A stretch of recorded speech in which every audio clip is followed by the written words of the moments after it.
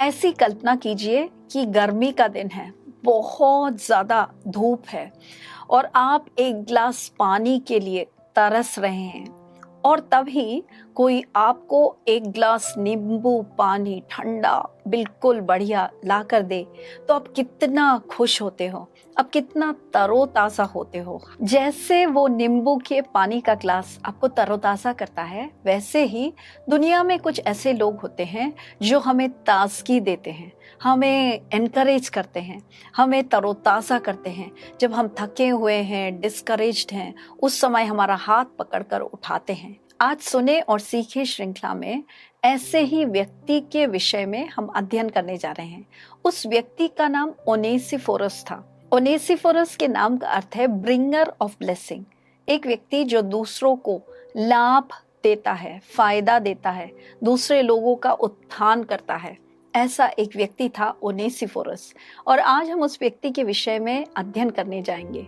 लेकिन शुरुआत में ही मैं ये बात आपको बताना चाहूंगी कि ओनेसिफोरस और ओनेसिमस बाइबल में ये दो डिफरेंट पीपल हैं, ये दो डिफरेंट व्यक्ति हैं।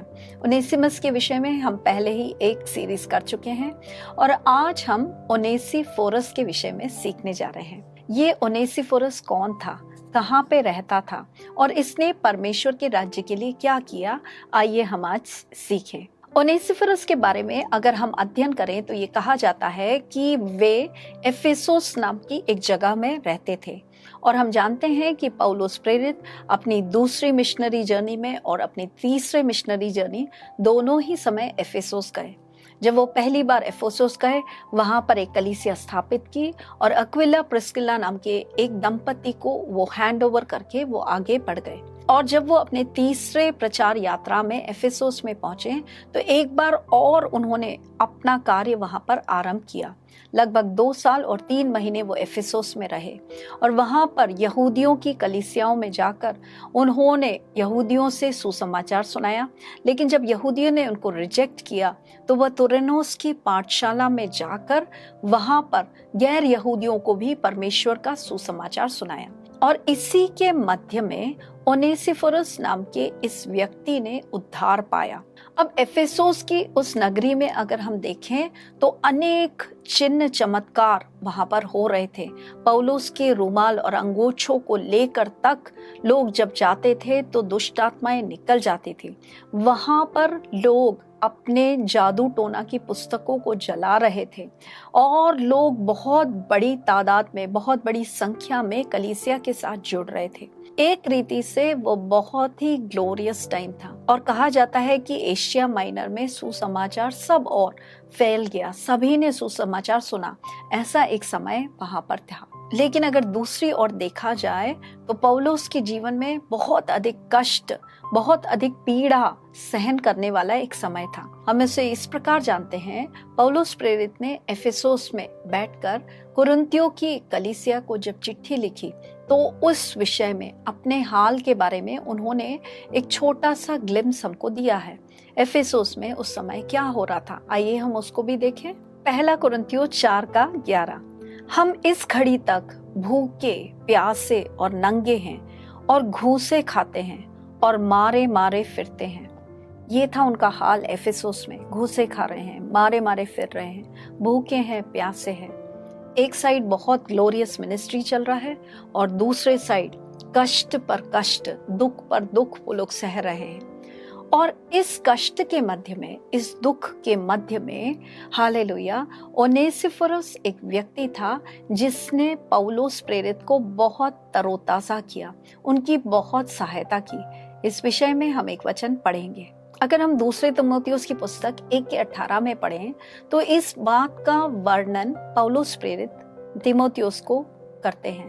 प्रभु करे कि उस दिन ओनेसिफोरस पर प्रभु की दया हो और जो जो सेवा उसने एफेसोस में की है उन्हें भी तू भली भांति जानता है। यहाँ पर क्या लिखा है कि ओनेसिफोरस ने एफेसोस में पौलुस की बहुत सेवा टहल की थी।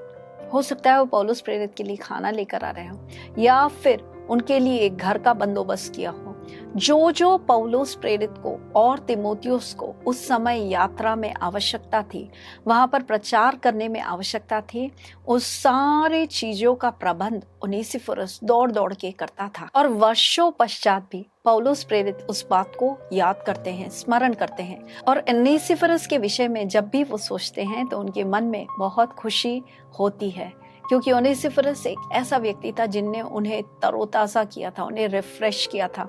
जब एफेसुस में वो कष्ट सह रहे थे, उनके साथ रहने वाले एक व्यक्ति थे उनेसिफुरुस। और हम जानते हैं कि एफेसुस में 2 साल और 3 महीने मिनिस्ट्री करने के पश्चात पौलुस प्रेरित को एफेसस से निकाल दिया जाता है। और जब वो वहां से निकाल दिए जाते हैं, कुछ वर्षों के पश्चात वो रोम पहुंचते हैं और रोम में उन्हें बंदी गृह में डाल दिया जाता है।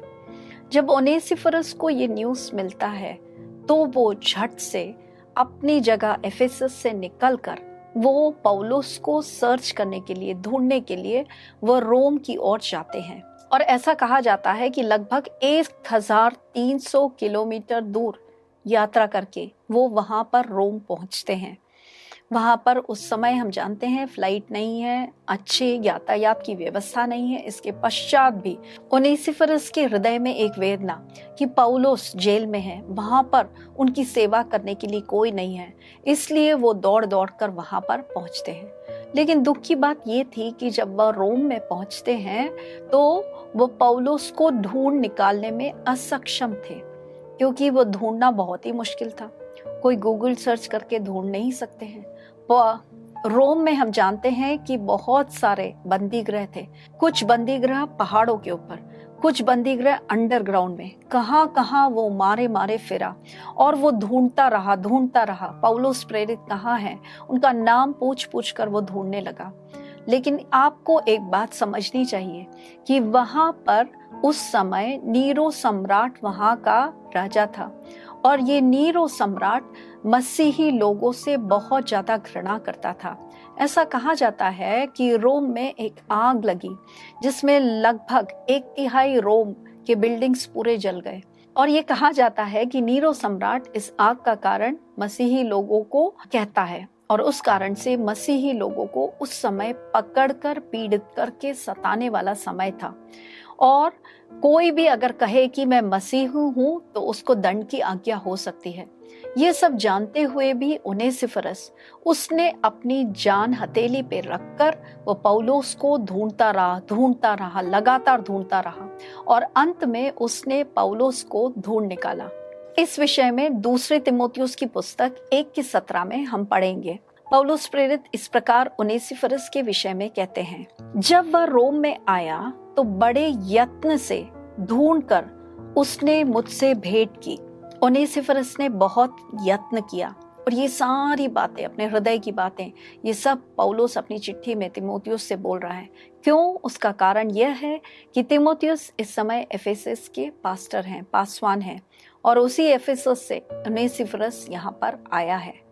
और ये कहा जाता है कि जब पौलुस को बंदी गृह में दूसरी बार डाला गया था तो पौलुस को अपने फ्रेंड्स से बहुत एक्सपेक्टेशंस थे कि वो लोग आएंगे और मेरे लिए, मेरे पक्ष में बोलेंगे और मुझे रिहा किया जाएगा। लेकिन बहुत दुख की बात है कि एशिया के लोग और रोम के लोग, विश्वासियों ने, किसी ने उस दरमियान पौलुस की सहायता नहीं की। दूसरे तीमुथियुस 1 अध्याय और 15वें वचन में इस प्रकार लिखा गया है, तो जानता है कि आसिया वाले सब मुझसे फिर गए हैं, जिनमें फुगिलुस और हर्मिगिनस दोनों ही थे। ये फुगिलुस और हर्मिगिनस, ये वो 2 विश्वासी थे जिसके प्रति पौलुस को एक आशा थी, ये दोनों आकर मेरी सहायता कर सकते हैं और वो आकर करेंगे, सम्राट से मेरे विषय में कहेंगे। लेकिन बहुत दुख की बात है कि ये फिगुलुस और हर्मोजीनिस, ये दोनों ही व्यक्ति पौलुस को नकार के उनको छोड़कर चले गए, क्योंकि वो अपनी जान जोखिम में नहीं डालना चाहते थे। और पौलुस को इस बात की बहुत निराशा होती है, इसलिए वो तीमुथियुस को उस पत्र में इस प्रकार लिखते हैं, यह विश्वासी लोग मेरे साथ नहीं रहे और इन्होंने जो बुज़दिली दिखाई, उस कारण से ये लोग लीडर्स थे, इनके साथ जो विश्वासी लोग थे वो भी पौलुस को छोड़कर चले गए, क्योंकि अल्टीमेटली सबको तो अपनी जान बचानी है, सबको तो अपनी जान प्यारी होती है। वो लोग पौलुस को बंदी गृह में अकेला छोड़कर चले गए। और एक दिन पौलुस बहुत निराश और दुखी थे कि मेरे साथ कोई नहीं है, वो अपनी चिट्ठी में लिख रहे हैं। और उस समय कोई रोमी सैनिक आकर उनसे कहता है, पौलुस तुमसे मिलने के लिए एक व्यक्ति आया है। और पौलुस को आप सोच सकते हैं कितना आश्चर्य हुआ होगा, कौन है ये व्यक्ति जो मुझे ढूंढने आया। और उनको बहुत आश्चर्य हुआ जब उनने देखा कि कभी उनने सोचा भी नहीं था ओनेसिफरस, उनको आश्चर्य हुआ कि ओनेसिफरस 1300 किलोमीटर दूर यात्रा करके मुझे ढूंढने आया है। उसने अपनी जान हथेली में रखकर वो मुझे फाइंड आउट करने के लिए इतना कष्ट सहकर आया है। पौलुस का दिल तरोताजा हो गया।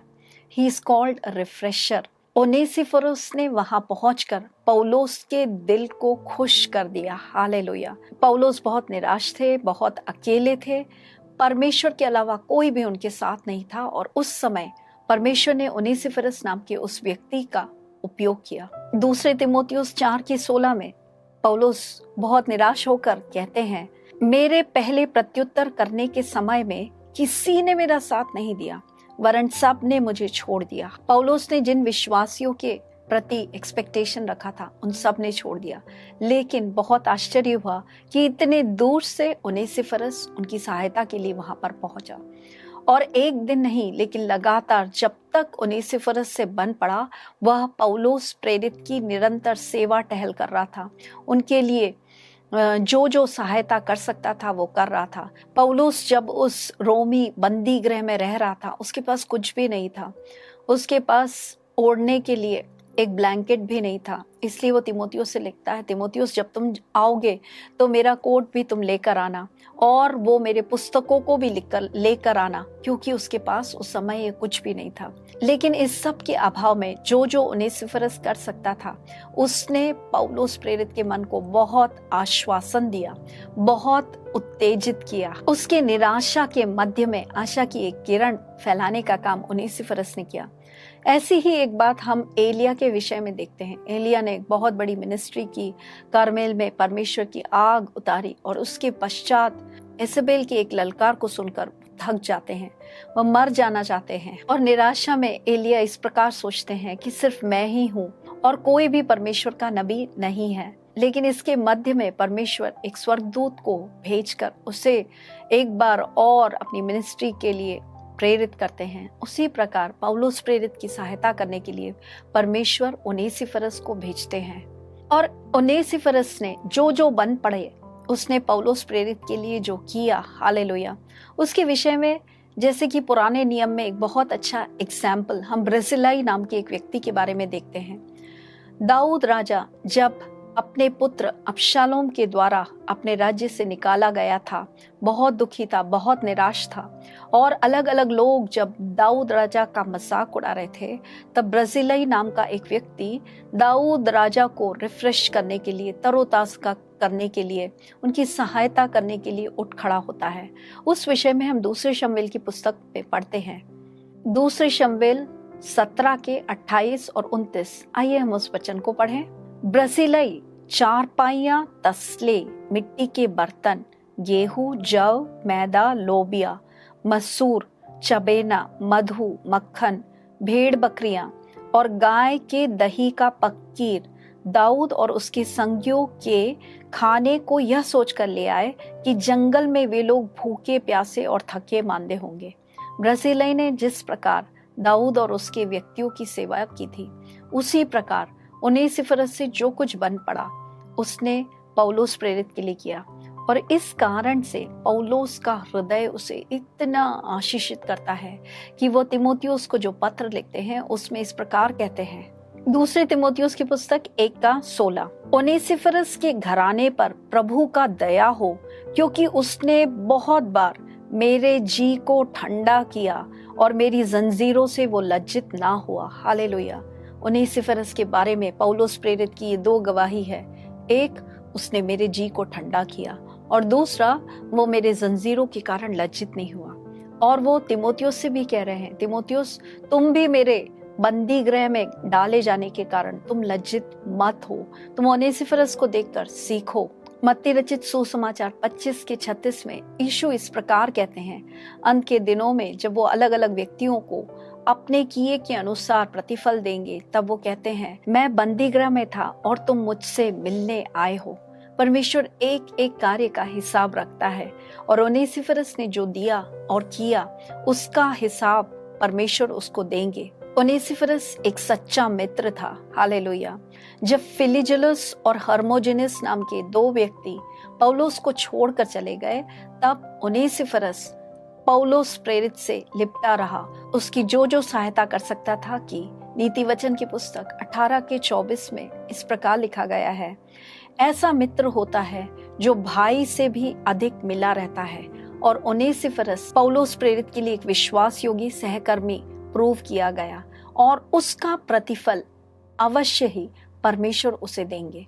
परमेश्वर हमें ओनेसिफरस के जीवन से जो बातें सिखाना चाहते हैं, हम दूसरों को तरोताजा करने वाले बने, ना कि उन्हें थकाने वाले। हालेलुया।